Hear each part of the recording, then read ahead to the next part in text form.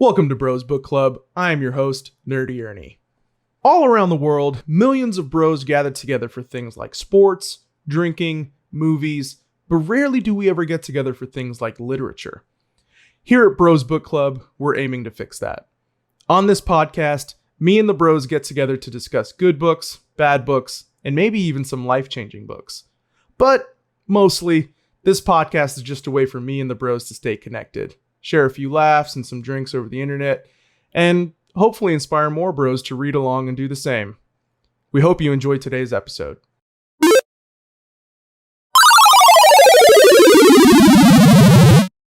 Hello and welcome to Bros Book Club. I am your host, Nerdy Ernie, here with a whole panel of hosts today.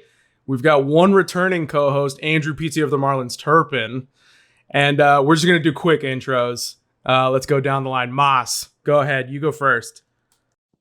My name's Andrew Moss, and what else do you want to know? That's good enough. Flounder.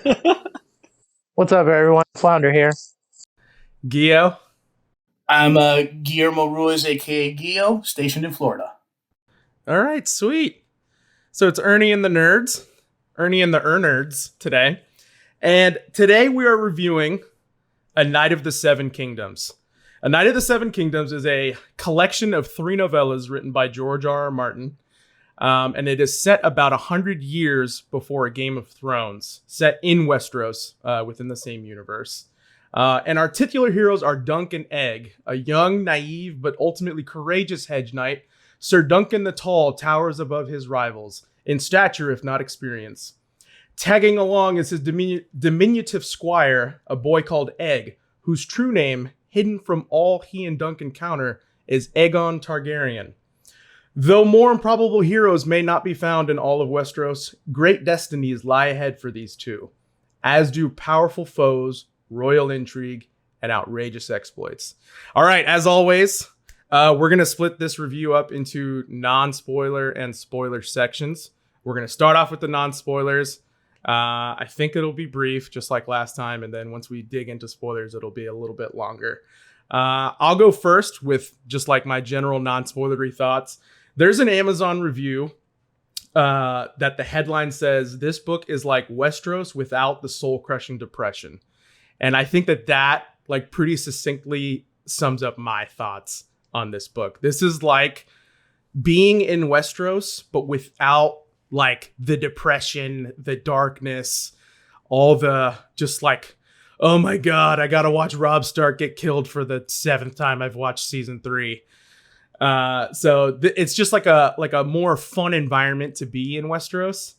And we're going to do what we did last time in our last episode for Project Hail Mary. Me, Andrew, and Ryan, we all did our 3-word association for like our reading experience. So in 3 words or less, we're all going to go around and describe like what our experience was reading or listening to A Knight of the Seven Kingdoms. And I'll start us off. So my 3 words or less description of this book is my favorite era, right? So the reason I say that is because, like I was saying before, this is just like a super unique era in Westeros in that like it's a relative time of peace. There's not like a lot of politicking going around. There's not like this huge ginormous war going on. It allows a lot more room for just like character moments. And it's just like whimsical and adventurous and overall just like a fun story within Westeros. So that'll be me. Moss, you go first. Mine's just going to be side quest fun. So kind of bouncing off of what you said too a little bit, where it was very fun. This felt like it was a side quest to the overall story. Like if you were playing Game of Thrones, a video game, this would be like a really fun side quest that you'd get like a lot of experience in. You get some like new knowledge, some background info, and that's what I really liked about it. Nice. Drew?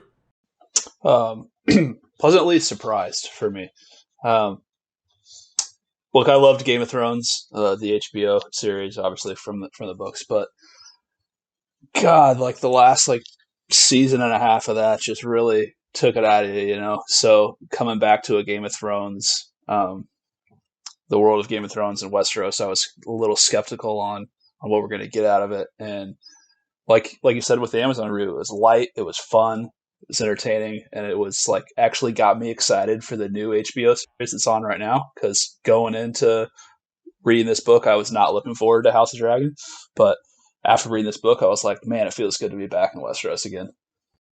Definitely, yeah. I pretty much felt the same way. Flounder, you next. I would say Targaryens aren't bad. So, like, I came into this book very kind of anti-Targaryen and everything like that, and Egg really opened up my eyes to a lot of things, and just knowing about his family more, and it really made me go on and get at the look at the family tree, and it really made me understand their whole family at overall, like all the inbreeding and everything like that, and I think it was really cool and it's interesting, and like Andrew said, it really made me excited for House of Dragons. Nice. Gio, round us up. Delightful rippled drama, where again it's very lighthearted, but there is a lot of key dramatic situations that happen, and the rippled effect that even though this is a small, minor detailed story of Westeros life, how it still impacts all three of the novels. Nice. I like that. All right. And just so I have an idea of like, or I guess what our listeners too, we're all coming into this having watched the show, right? Some of us are watching House of Dragons right now. Has anybody read any of like the mainline novels? No. Yes. Nope. I have not read the mainline. Moss, you have. Yeah. Okay, nice. So but for the most part, oh, sorry, go ahead. Well, like another thing to remember too is, I think the general consensus for especially the last season of the TV show Game of Thrones, that it wasn't good.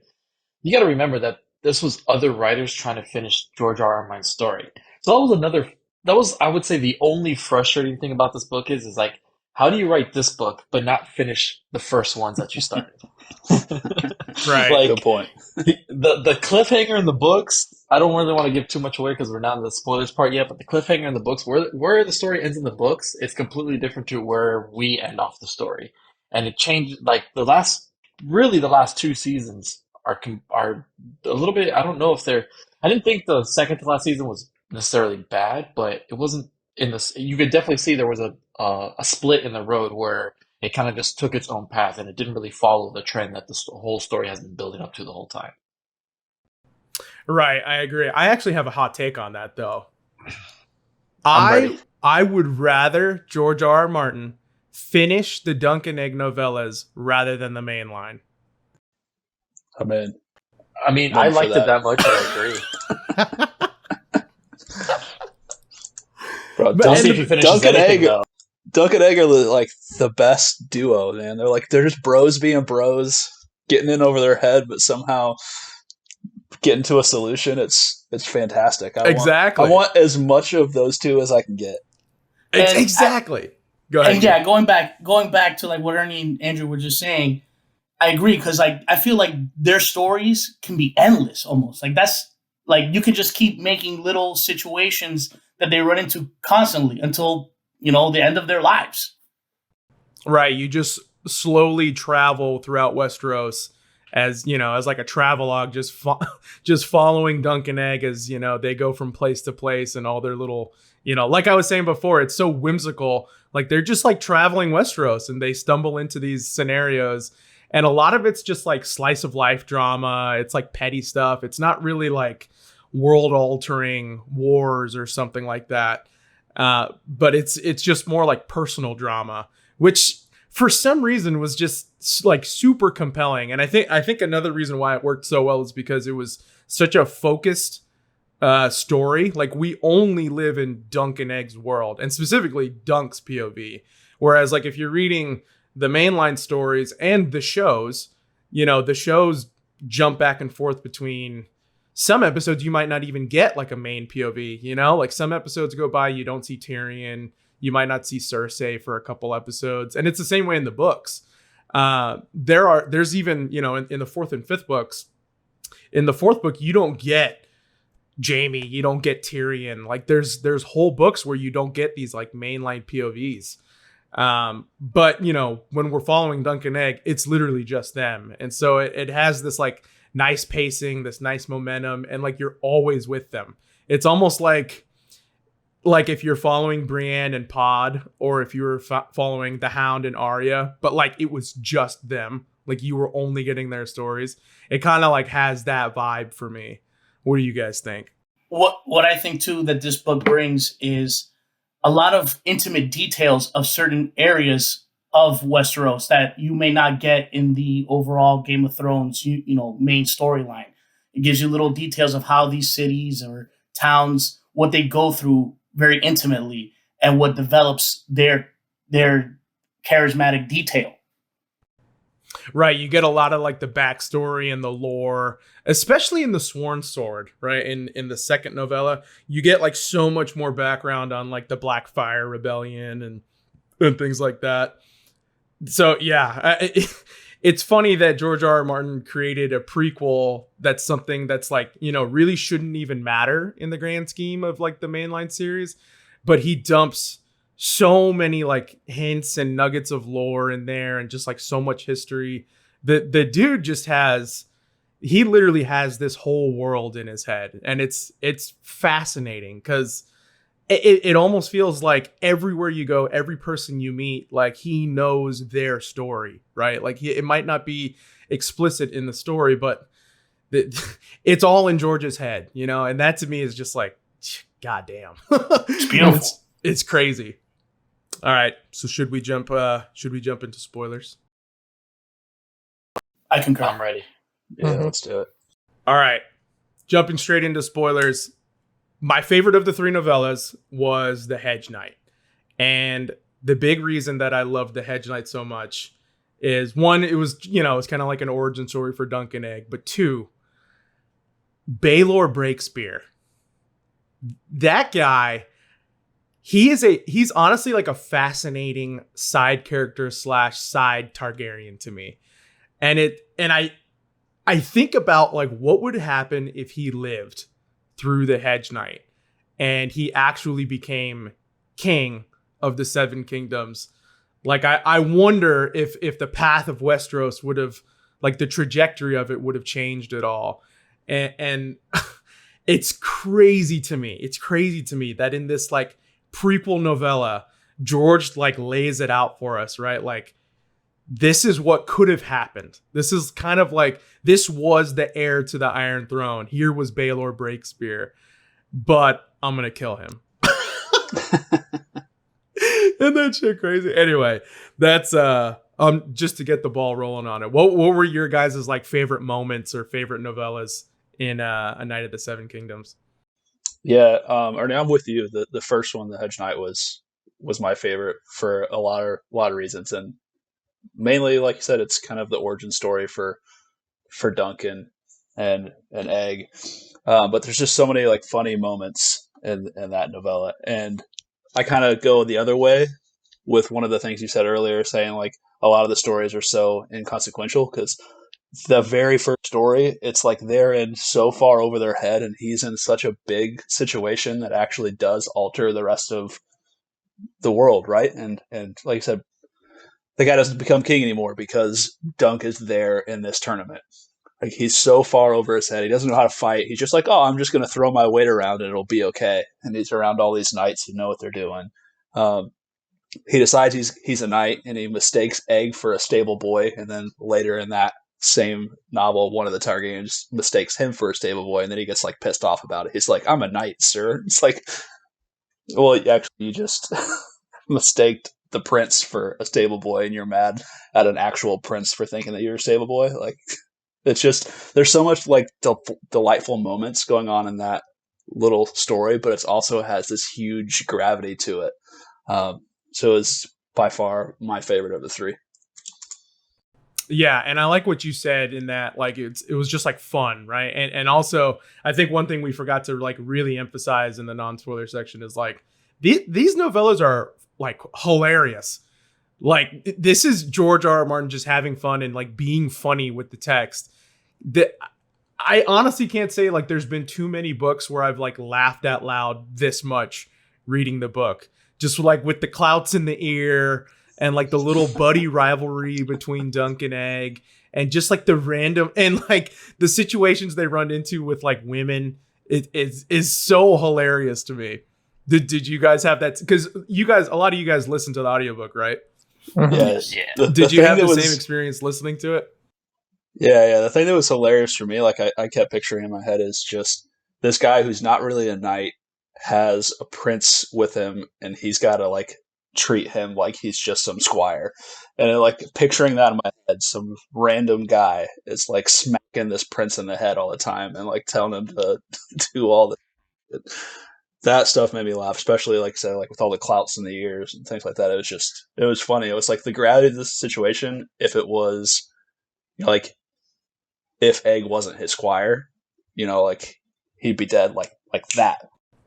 Right. If this was the mainline story, like Dunk can't exist in like the mainline stories, right? Like Dunk and Egg, their whole like fun, whimsical adventure, like that shit didn't happen in the shows or in the books.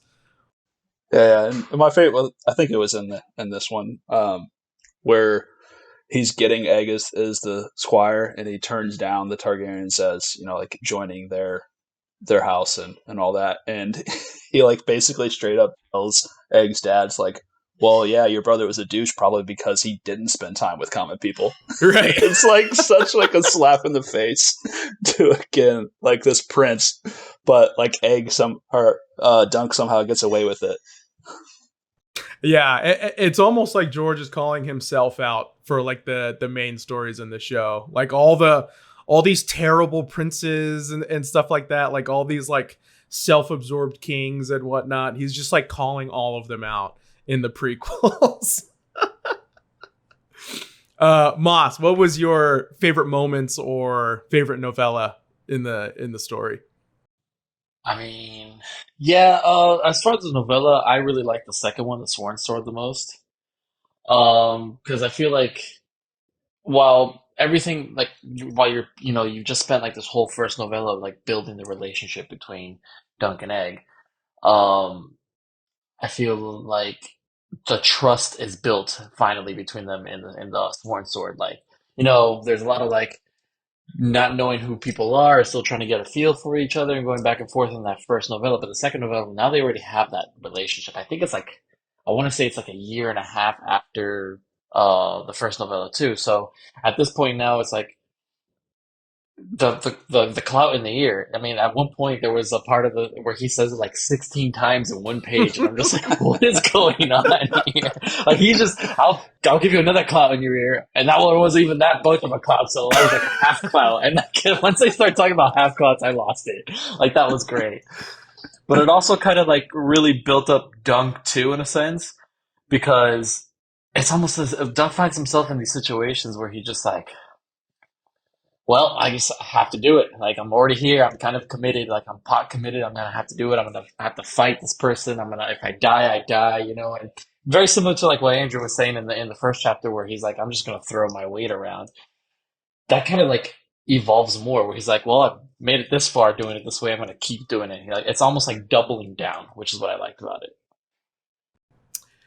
Dude, definitely. Yeah, and you bring up a good point in that Dunk, like, he's a noble character, right? Like he is chivalrous. At this point in Westeros, it feels like chivalry's not dead. Because in the shows and in the books, chivalry's gone. Like chivalry's dead. And you can make an argument that even honor is dead. Honor dies with Ned Stark after book 1. Yeah.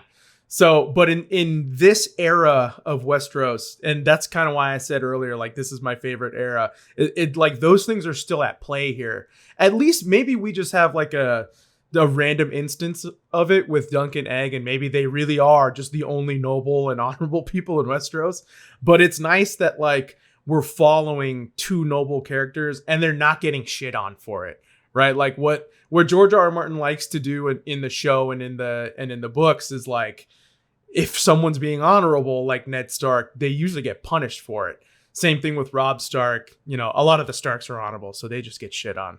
But like, chivalrous characters, it's normally like punished in the mainline series. But in these novellas, I love that Dunk like always tries to do the right thing. Like his guiding light is Sir Arlen's teachings, right? And Sir Arlen was a very like chivalrous noble and honorable knight, and those things like are ingrained in Dunk. And I love that, you know, he's passing that on to Egg, and that's ultimately why we're getting like a good Targaryen in Egg, right? Like he's getting this noble upbringing and these noble teachings, and he's getting rewarded for it, right? Like they're trying to do the right things and they actually do it, and they don't fucking die for it, you know, like Yeah. they like you normally would in the main line. So yeah, like that's probably what makes these novellas so just like feel good to me when I'm reading them. Anyway, let's go to Flounder. Flounder, what was your favorite moments or favorite novella? So I enjoyed all three for sure. I'd say the Hedge Knight, the first one, was probably my favorite because I came into this book having no idea about anything. I hadn't read a back cover, nothing. So I had no idea who Dunk was, who Egg was, nothing. So you get through that a little bit, and Dunk saves the girl, the puppeteer, and that's when Egg reveals that he's Aegon, and that blew my mind. Like I had no idea that he was a Targaryen, like none. And it, you know, I really liked how it showed how Dunk was, you know, he's a good guy, he's chivalrous, he's everything like that before he even knew he had Egg's power behind him. Now down the road, you know, he might have done some stuff here and there because he knew, you know, Egg could probably save his tail end here and there, but I just really enjoyed that lead up to just the start of their story and the lead up of a Targaryen and just some hedge knight that wasn't even a hedge knight, you know, just doing what they're doing, having a good time, you know. The first one was probably my favorite. Dude, that's awesome that you went into it with no knowledge, because like that synopsis that I read to start off the episode, that's literally like back cover. Like they tell you that Egg is Aegon in like the promotional material and in the marketing and stuff like that. So the fact that you just like went in blind, I can't imagine. Like, yeah, that reveal for you must have been like, holy shit, he's a freaking Targaryen. Like, yeah, that's cool. Did anybody else have that, or did everybody? Yeah. I had no idea either. So yeah, that was a big twist for me too. Like I didn't know that Egg was a Targaryen until that moment. Oh wow.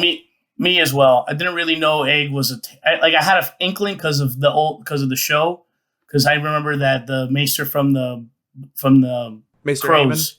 Yeah, he said Egg, and I was like, is that the same Egg? You know, like I know Targaryens like to use the same name, so I had an inkling, but I just didn't want to like go all in on it.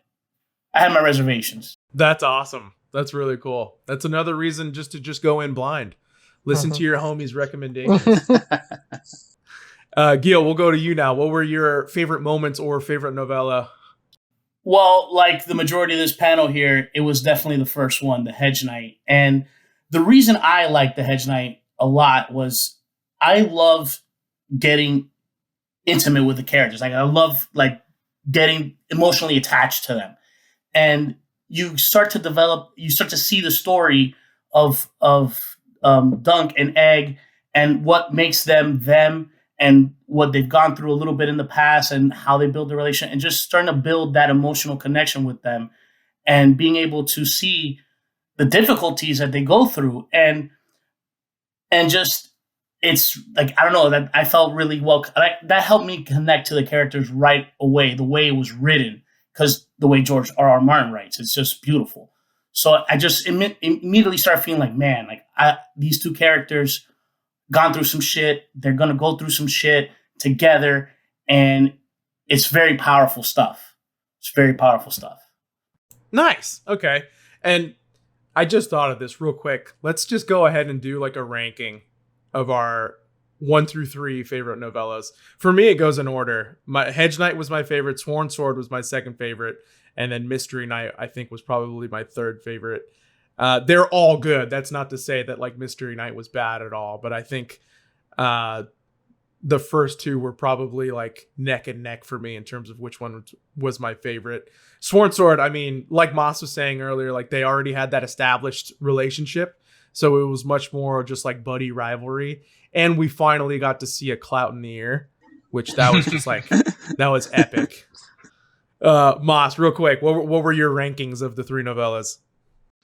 Sworn Sword was first. I'm actually going to go Mystery Knight second, and then Wow. Hedge Knight first. Yeah. Nice. And again, Hedge Knight was spectacular and it sets Right. everything up. But I really appreciated how their relationship evolved, and almost like how much bigger this like the quest seemed to get a little bit more serious, or not maybe more serious, but there was a little bit Stakes. more stakes involved. Yeah, that's the right word to use. Right. Nice. Andrew, what about you? Hedge Knight was 1, Mystery Knight 2, and then Sworn Sword was third for me. I felt like Sworn Sword kind of dragged for me for a while. Like, didn't feel like a lot was going on for a while. And then like the nitty gritty of what was going on, I'm like, I know, Dunk, that you're this honorable guy, but just leave the situation. There's no point for him to be here anymore. Finds out the guy's a traitor, and he's still like, you know what? I'm gonna stand up for him anyways. It's like, Dunk, just move on. Like there was a good part of that novel where I was just ready for that one to kind of get to its conclusion. There's still a lot of good stuff that happened in it, like obviously the clouts and all that, but it was probably my third favorite. And speak to Mystery Knight. I feel like we haven't talked about Mystery Knight enough. Why did you like Mystery Knight above Sworn Sword? Mystery Knight was a good example of that situation where they're way in over their head for no reason. Again, if this is just Dunk wants to have a good time, he's like, oh, a tournament, this will be fun, and I can win some money, like that'll be cool, let's just do it. And then all of a sudden he realizes that everyone here is a traitor and it's a tourney for traitors. And then one of my favorite moments of the book, where he's got all this figured out and he's like in the room with one of the traitors, he just starts lying, saying that the Targaryens are on their way to like crush this rebellion right now, and you better give me Egg back because they're coming right now, and no one's coming. He's just so far in over his head in the situation, and all he had to do was not want to go have some fun. But like I said, bros want a bro, so he's like, hey, yeah, this will be fun. Exactly, yeah. If every like other novella of Dunk and Egg was at a tourney, I think I'd be totally fine with that. Exactly. One of my favorite moments of the Mystery Knight is when Dunk is like waking up from like getting knocked out in the tourney, and then he realizes that like Egg's not with him, and so the dude who's like patching him up, he's asking him, he's like, where's Egg? And the guy's like, he's with the gods, right? Like he's being like real cryptic about it, and then Dunk just like snaps and grabs him by the throat. He's like, speak plain, where is he? And the guy's like, oh, he's in the sept. Sorry.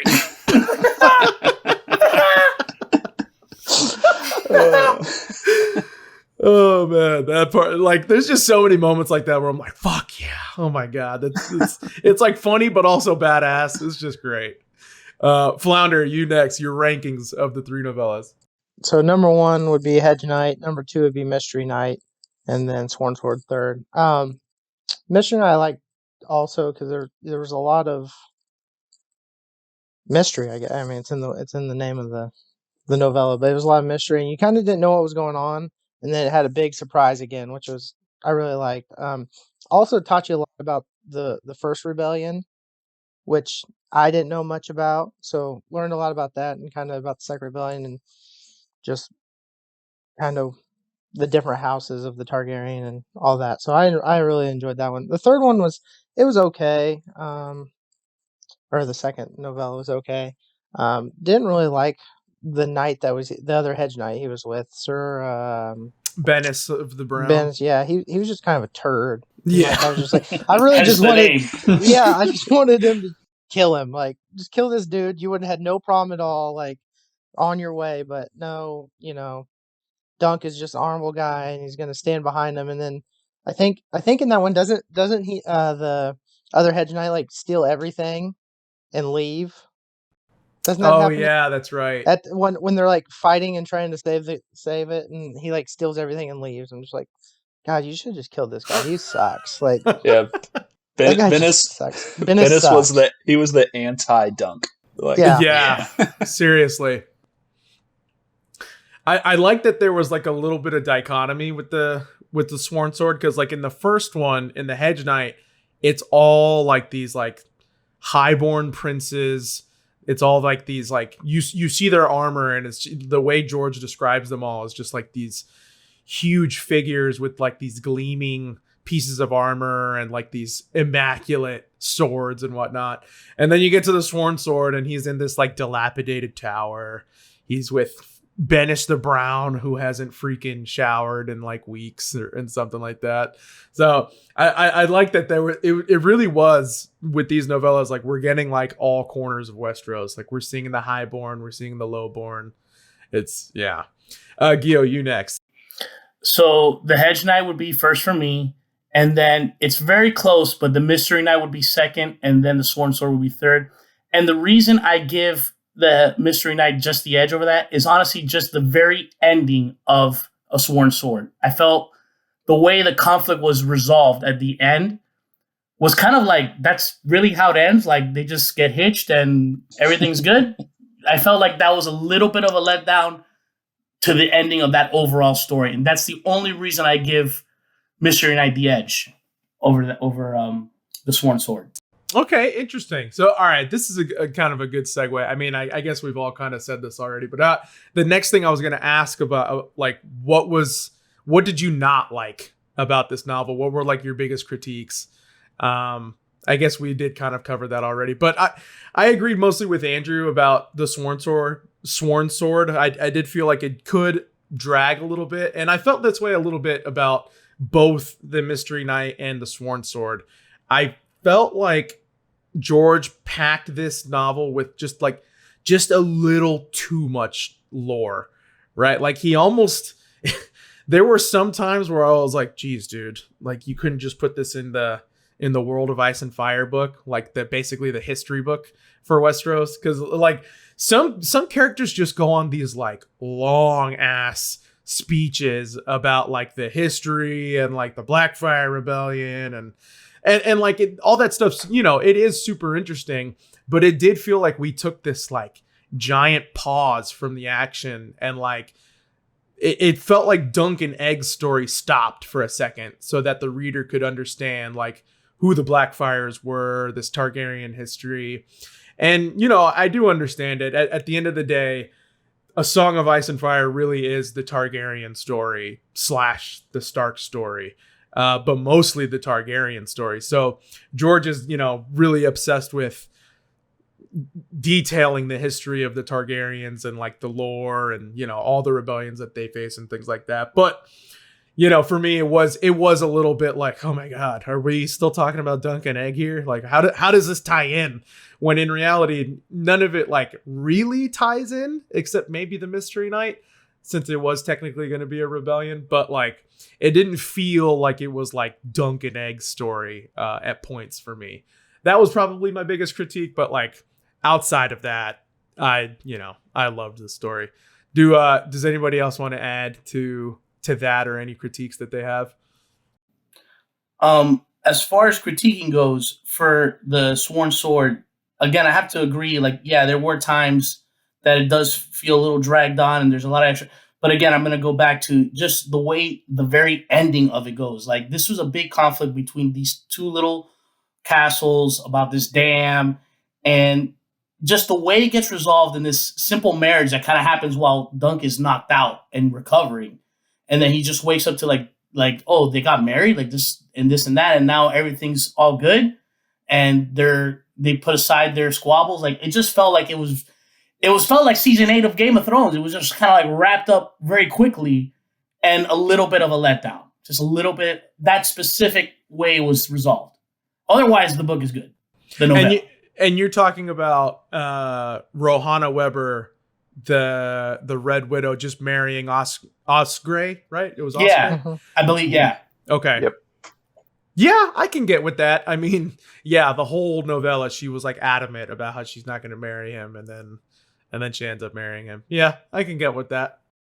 But see, I kind of like that because, like, that was Dunk's doing. And even though she said, like, the Red Widow goes, she's like, if you had a different name or if you were more highborn, I would be with you.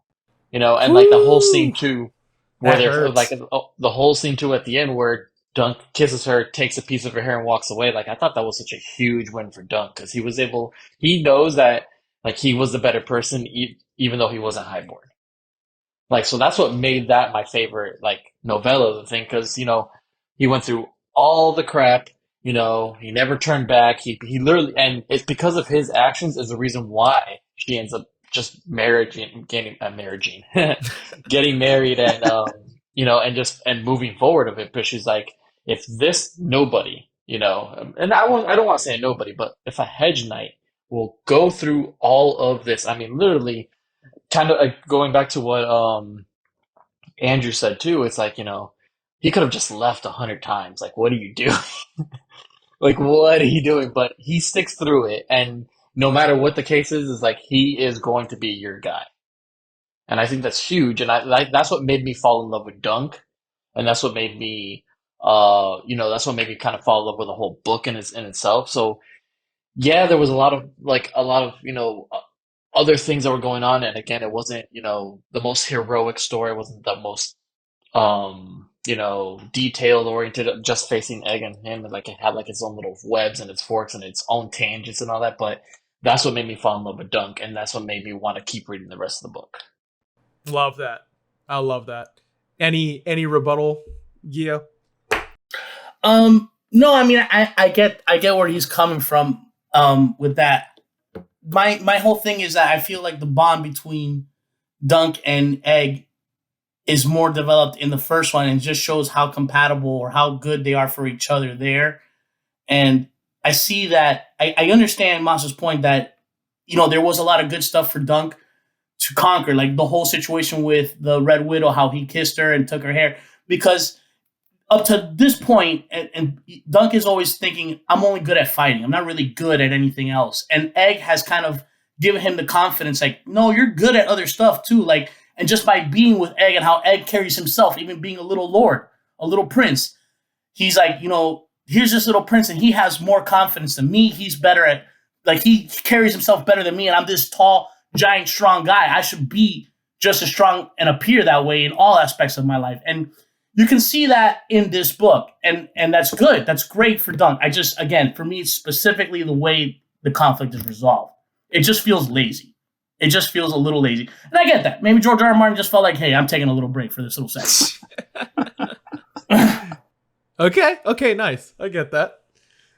All right, real quick, I wanted to ask this. Are we team Rohana or are we team Tansel too tall? But she's not too tall for me. She's not too tall. That's I think I'm team Red Widow in that. Okay. Because again, it's more. Oh, go ahead. Yeah. No, Gail, you go. I want to say that I'm more team Red Widow because it's again, and I'm taking this more personally from my life. It's just a matter of Dunk knowing that he can take the next step and have the courage to do it. See, like with Too Tall, he kind of was hesitant and doubled and downing himself. And now he's at the Red Widow and he sees this opportunity. He's like, I am taking it. Whether this is right or wrong, I know what I can do. And I am the man. All right, Flounder, team Tansel too tall or team Red Widow? Well, I think I'm team Red Widow because just from listening, I think Red Widow's a little hotter. I'm just putting that out there. That's why I think I'm team Red Widow. Plus, she's got a castle. She's got some land. I mean, she's got huge don't be living the life. Tracts of land. Huge tracts of the life. Andrew, you next. Team Red Widow or Tansel too tall? I got to go with the Red Widow because that's one of my critiques of that story. More of Dunk she was very flirtatious there, pretty much from the moment she met Dunk, and I was like, dude, go for it, just go for it already. And he wouldn't do it. He did it finally, but I'm like, come on, Dunk, just go for it. So I'm all in on Team Red Widow. I love it. Hey, real quick, I'll probably edit this out of the recording, but Flounder, for you, here's a picture of the Red Widow. Oh yeah. Dunk would tore that up. Oh, hell yeah. No, and that's honestly, I feel like that's a real serious thing to look back on, though, because yes, Tencel Too Tall is not too tall for him, and it's a woman of his kind of stature, but he might see the Red Widow like more manly. Like, yeah, like I can handle this woman, even though she's got a lot of fiery fight in her, which he probably likes that. He knows that, like, yo, I can throw her around in the bedroom, have some good time. Well, old So- Too Tall though, they could have created like a Brienne. A Yeah, talker. think No, about the that's the night. one thing. Think No, about the you're- night. She's a No, she's a you're right. bruiser, bro. For And DNA that's what she's got purposes, going for her. absolutely. What a For Hedge DNA Knight they would have created, Yeah. right? Like, Yeah. oh man. The mountain right there. Be the fucking Yeah, mountain. now. Yeah. Here is Tancel Too Tall. Okay, she's not that big. She's Red not Widow. too tall for Dunk. Dunk's a big feller, man. Yeah. Team Oh, Red Widow man. for sure.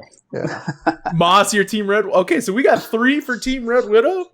Yeah, I think for I'll- sure. 4. Yeah, 4. 4? So you gotta For break you. you gotta break it, Ernie, or are you jumping on the bandwagon?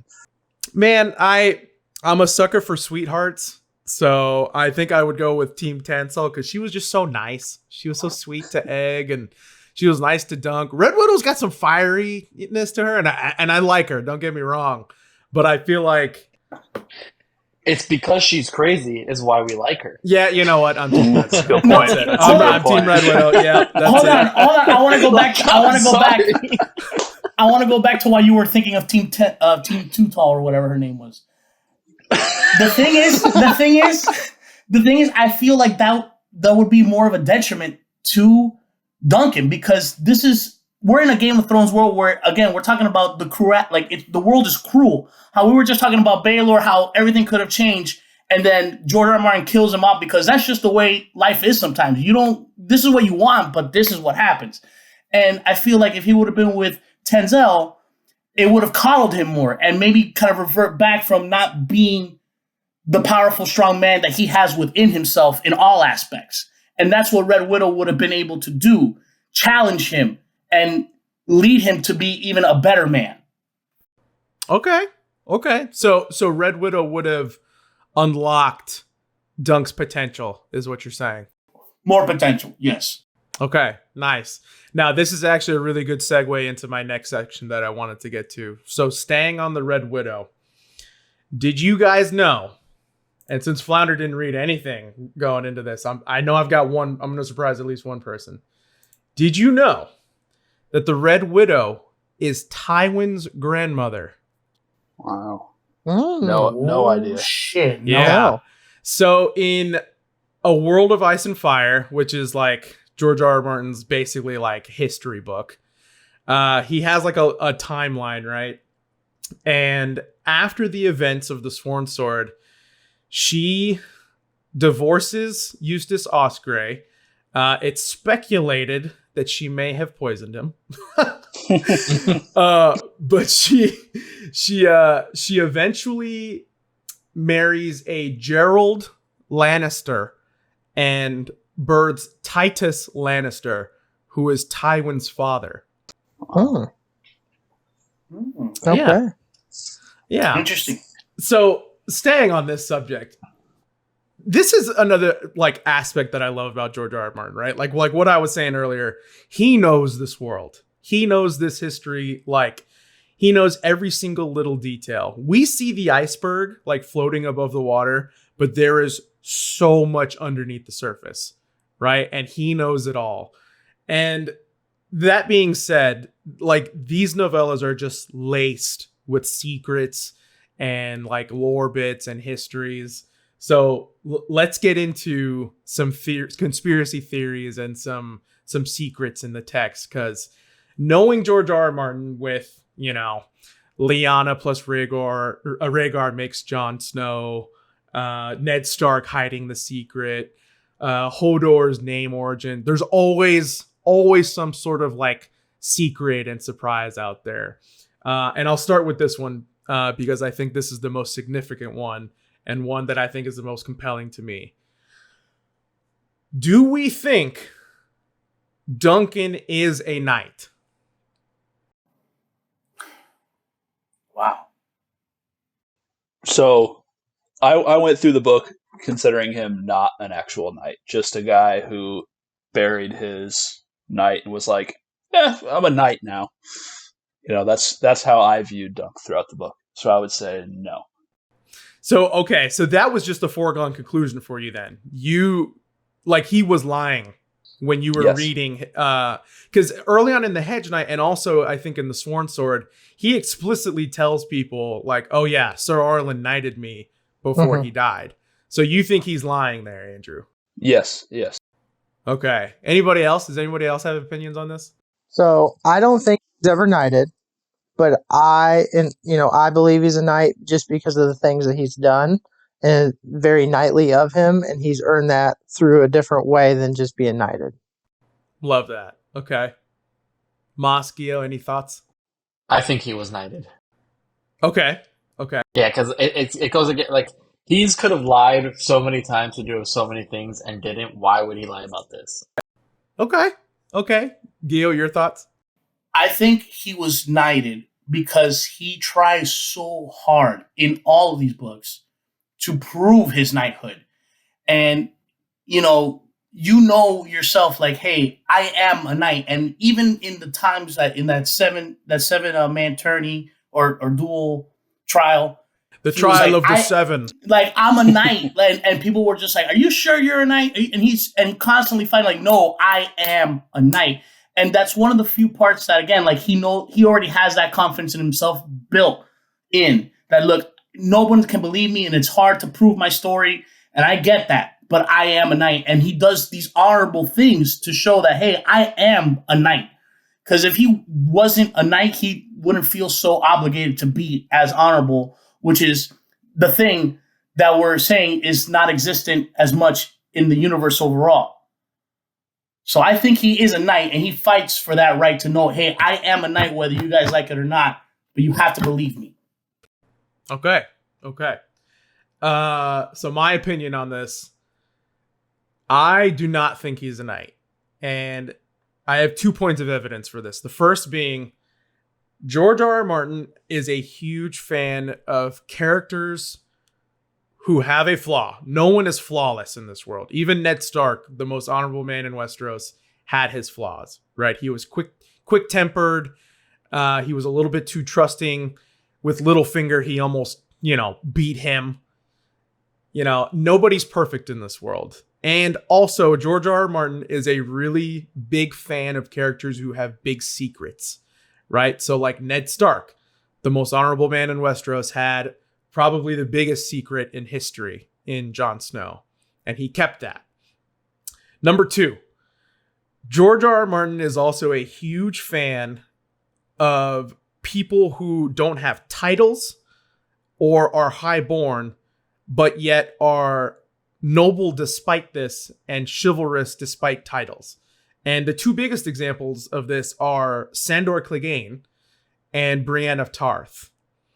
2 people who are not knights in Westeros. Now, Brienne eventually does become a knight at the very, very end. But Brienne lives her whole life as if she is a knight, right? Like, that is her guiding light. That is her moral code. That dictates every decision in her life. Sandor Clegane's a little bit different of a character. He's not like knightly, but he actually is kind of an honorable dude the more you get to know him. And he actually tries to do the right thing in the mainline series. And because of these 2 things, Sandor and Brienne are more knightly than a lot of the people that actually are like quote unquote knights. And so that being said, I think Sir Duncan is not a knight. I think he's carrying a huge secret that Sir Arlen quote unquote knighted him, when in reality, that is just a huge secret that he's keeping to himself so that he comes off as a knight. And because of that, he just wants to be a knight so badly that he's willing to carry that secret his whole life. And just like Brienne and Sandor, even though he's not a knight deep down, because only he knows that he's not a knight, he's still going to continue living as a knight because that's just who he is. And that's what he always wants to be. I want to follow up on your point where that it's almost sometimes too like was Sir Arlen a knight too sometimes? Because he's not a very well-known knight. And again, like when he mentions Sir Arlen of Pentree, they're like, who are you talking about? Like, who is this guy? You like, how are we supposed to trust you? And we don't even know the guy that you're trying to reference at. How do we know that guy was a knight? So I see where you're coming from. And it's hard because, again, it's not like social media existed over there. Like, hey, I'm a knight, guys, post it on Twitter. But and it's hard. Like, you have to go by word of mouth and what the history and how much of a reputation you build across the Westeros country. So I can see your point. And I just feel like the fight to believe that he is a knight and does all these knightly things is like he knows in his heart, I am a knight. But you're right. Maybe he doesn't have the title of a knight, but he is a knight inside. Yeah. The way I read it was, he loses his mentor, his friend, his, Sir Arlen, basically the only guy he's really known. And he just wants to have a little bit of food and a good night and just kind of, regroup after losing his mentor. And he ends up stumbling upon Egg in that situation, who he has no idea who he is. And then he's like, oh, wait, I could go to this tournament too and make a little money. I don't really have any money. So, yeah, I'll just make this work for me for right now. And then it just builds and it builds and it builds on that. And it turns into that scenario that I talked about in the very beginning and throughout this whole conversation is that he's just in over his head constantly. And this one little white lie he told to get himself some food in the very beginning of the story is now his life, right? Like he can't now say, actually, I'm not really a knight, guys, But so that's how I read it. And it added to the fun for me to see it that way, I guess. It was a nice little like twist and secret that he had and something he couldn't just be like, oh, wait, never mind. Kidding, guys. Yeah, no, I totally agree with that. And I like that statement that you said that it made it a little more fun for you because that's totally true. I feel like that added like a really poetic layer to Dunk's character. Like he wasn't, like I was saying before, like he wasn't just like this perfect character. Like he's lying about this, like he's lying almost for like a noble cause, right? It started off as a white lie, like, yeah, he just wanted food and things like that. But like, I think deep down, he considers himself a knight. Like he had the training from Sir Arlen. Sir Arlen, I'm guessing would have knighted him eventually if he lived. And so in his head, he's like, that's who I am. Like I don't care that I don't have the title. I don't care that Sir Arlen never technically knighted me, but like I have to believe this, and that's what I'm going to tell people. So yeah, like I earned this. Right. And going back to what Andrew was saying, in that it like added fun to the reading experience. In A World of Ice and Fire, you actually learn once Egg eventually becomes king, he becomes King Aegon the Fifth, the Unlikely, right? Because he's the fourth son of a fourth son. And he actually names Dunk Lord Commander of the Kingsguard. So it's crazy to think that this dude who has potentially never been knighted and just kind of like stumbled into this knighthood, like Andrew was saying, eventually becomes the freaking Lord Commander of the Kingsguard. Like, it's just like, it's poetic. It's crazy. It's funny to think about too. It's almost like ironic. But the other thing about it is that like, wow, a good person, like good things happened to a good person in Westeros. Right. So I don't know. It was just like a really like nice thing to think about for Dunk's arc and his journey and things like that. So yeah, I thought that was that whole through line of like whether he's actually a knight or not. I thought it was always in the back of my mind reading the novellas. See, like I never got that. Like honestly, until Ernie, you brought that question up, is he a knight or not? Like I went in there like, oh, he's a knight. Like this man believes he's a knight, and like that wasn't a doubt in my mind that he was knighted. It wasn't a doubt. It was just people questioning it because again, they don't know who Sir Arlen is. They don't know who Dunk is. Also, the name, like, you're supposed to be the knight of some town, and he's just you're Sir Duncan the Tall. Like, what kind of a knight is Sir Duncan the Tall? Like, you're knighted because you're a tall guy? That don't make no sense. So I see where all the question was, but like I just never doubted it because honestly, Sir Duncan's honorability bought me. And like I was sold on his honorability right from the get-go. Okay, nice. Flanner, what are your thoughts on this? About him being a knight, or just like I don't know. What do you think? I mean, just I kind of said like I don't think he was knighted, because it's just the way the start of the book. He didn't like ooze that he'd been knighted, but then like just throughout the books, he just did so much knightly things and honorable things that in the end I really didn't care. In my eyes, he wasn't. I don't care if he was or not. He was a knight. He made the world better than he came into it, kind of thing. So that's what I thought. I like that. In the end, the title doesn't matter. He was a knight by his actions. Either way. Yeah, I like that. Ernie, like you said, I mean, he was more knightly than the knights. Right. So.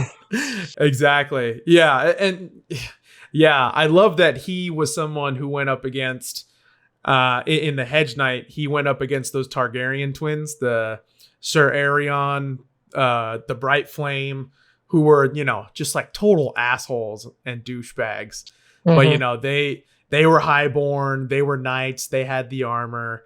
But in reality, this dude who's like not a knight and he like just bought his armor off an armorer, he is more knightly and more noble than these dudes who like grew up in this whole environment. So yeah, I thought that was just like a really, really nice touch and nice theme that George touched on. Okay, so moving on to other little nuggets and secrets within the text.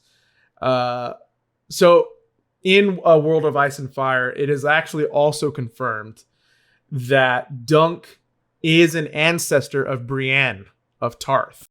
Oh, I didn't even know that. What the fuck? Makes sense. It really does. You just shattered my entire universe. Yeah, we just rocked Gil's world. That's why they're so tall. Yo, I love Brienne in the main story. Like I love her. She is a badass fucking character. And that just shattered my whole universe. Like that makes like click, like boom. So is he like great grandpa or something like, or like? Yeah, I think he's a great grandfather. So Dunk's history is interesting because George in A World of Ice and Fire, he for obvious reasons, he leaves his and Egg's history like kind of vague and obscure because I'm sure like he just wants to like get to their stories, right, rather than just tell them in the history book. But the things that we know about Dunk is that he eventually becomes Lord Commander of the Kingsguard when Egg ascends the throne, and we know at some point he abandons the Kingsguard and flees east. And then he's there for a little while, and then he comes back.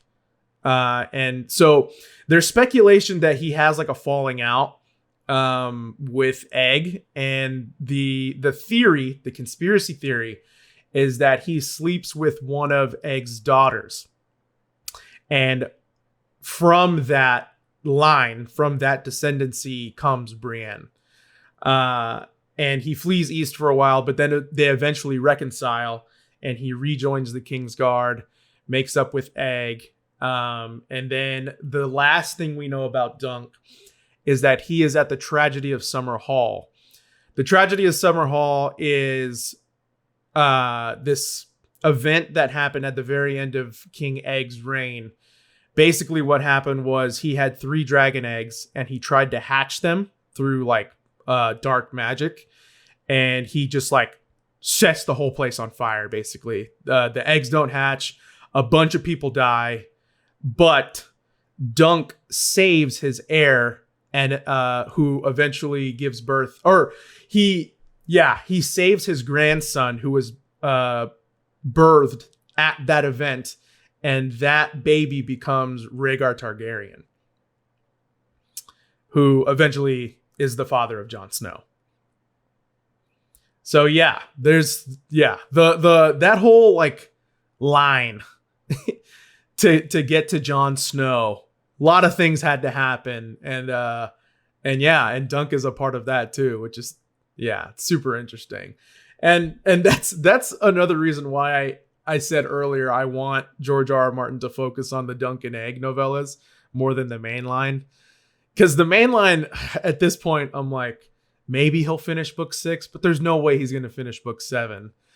But maybe he could finish the Dunk and Egg novellas. You know, like how many of those does he have planned? I don't know. Yeah. But I think that's also one of the coolest things about the book too. It's because like there's so much connectiveness to.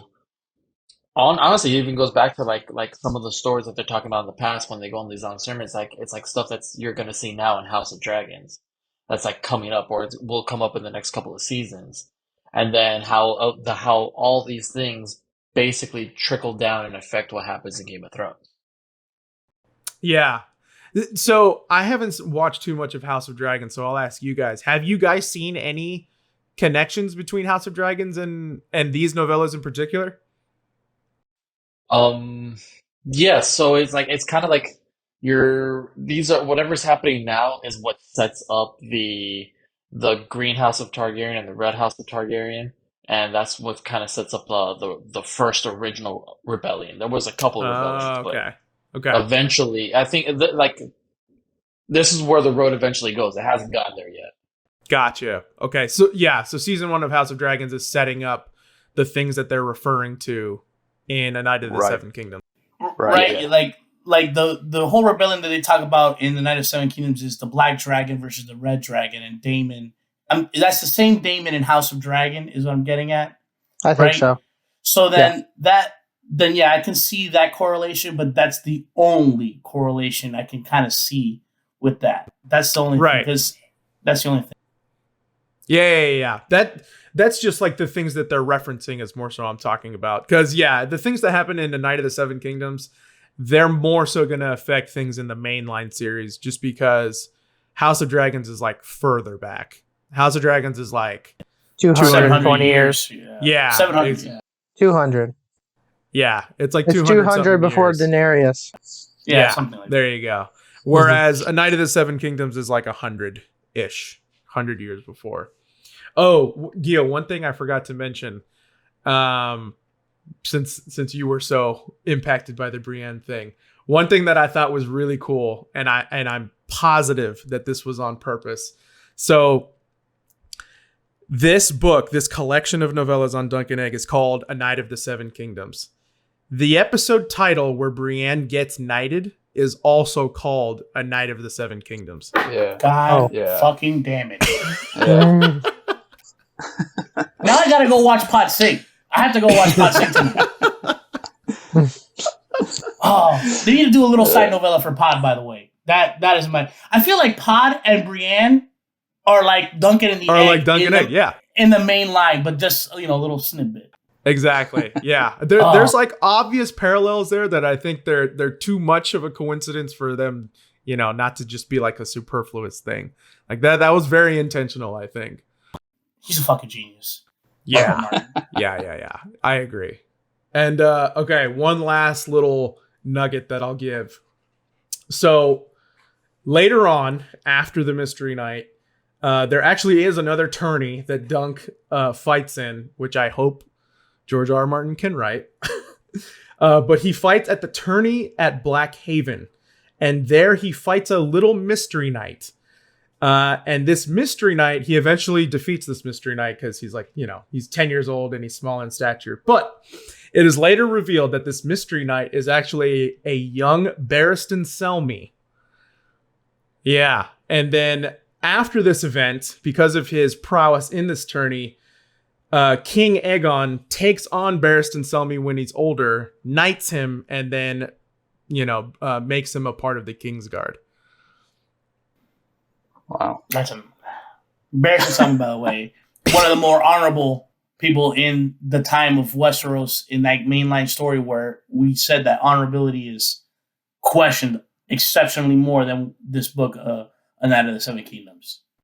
Right. And I think it's telling that he grew up in a time like Dunk and Eggs, right? Like he grew up in the time where chivalry wasn't dead, nobility was much more rewarded. So it makes sense. It makes sense. He's from the era where like honor was more of a thing. So yeah, all these little nuggets, I'm just like, oh my God, that dude's a genius.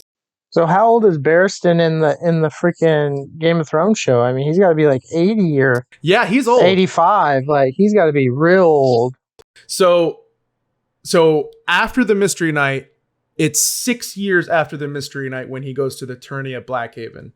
And there, Barristan Selmy is 10.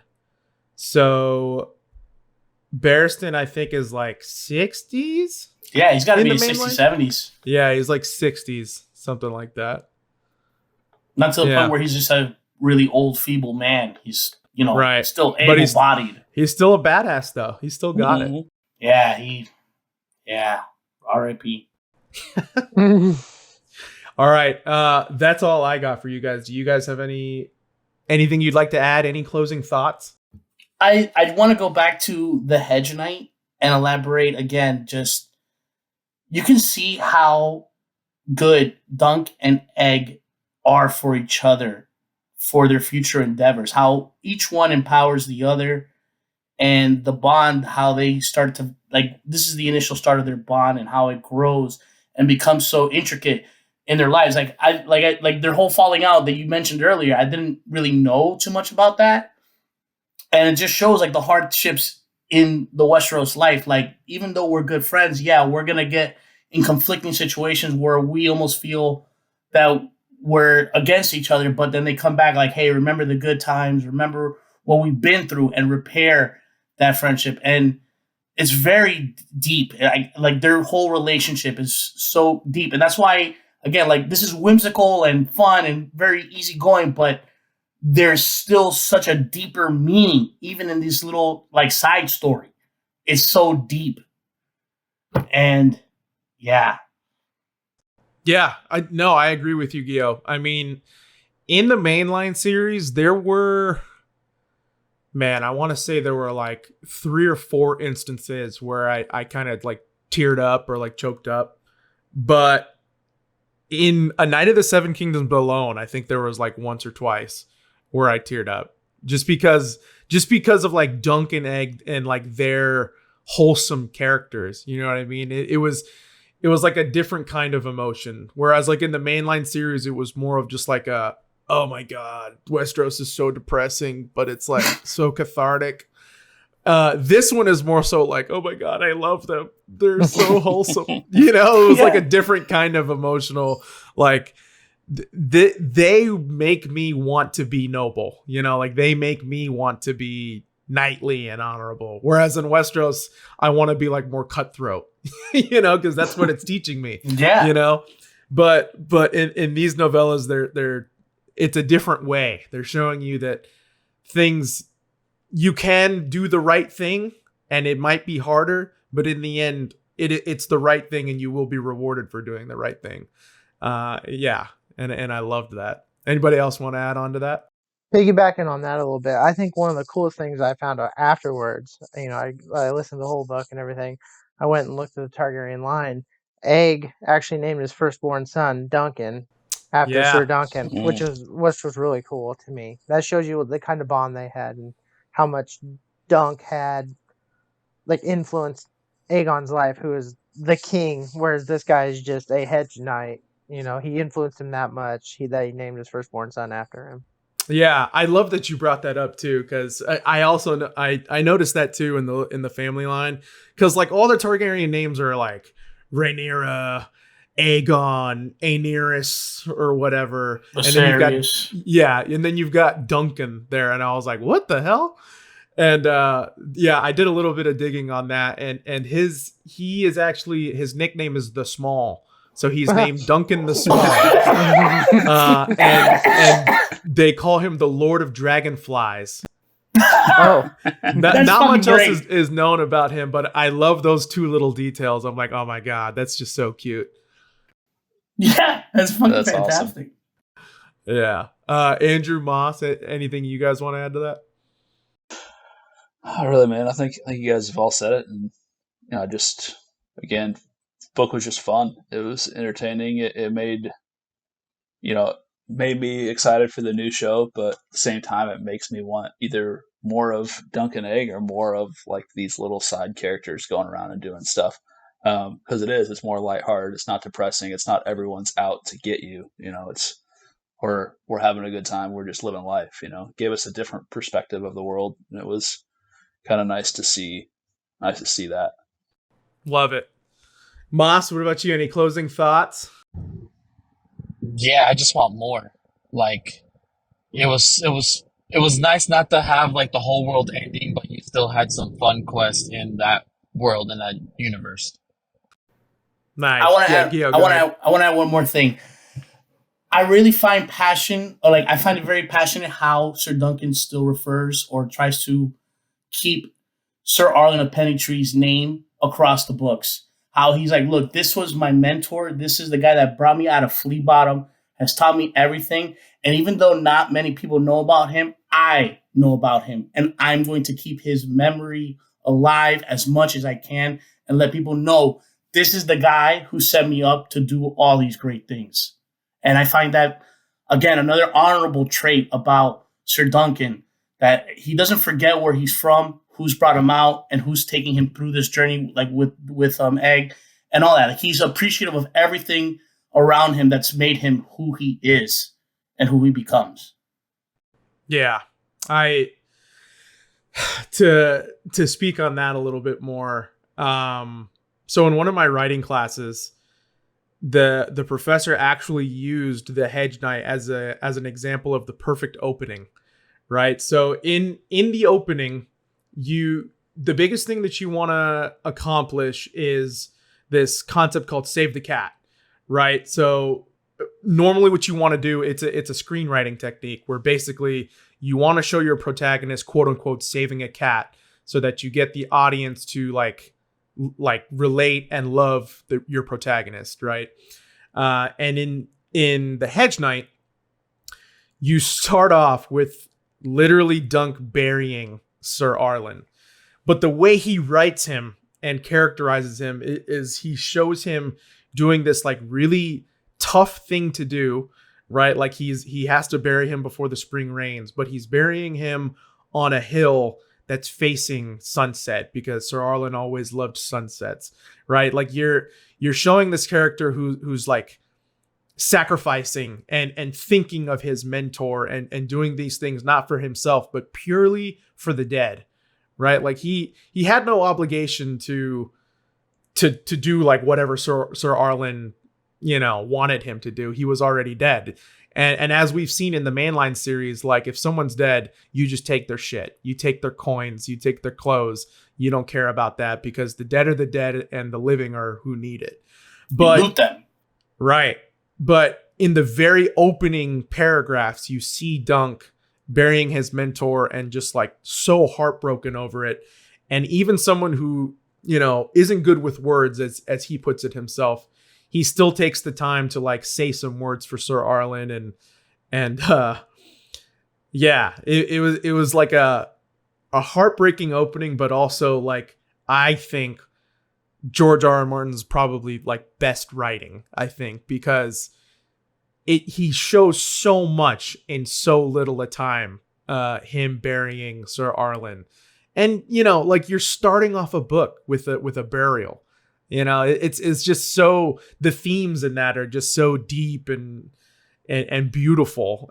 But really what it shows is that the end of one night is the beginning of a new night.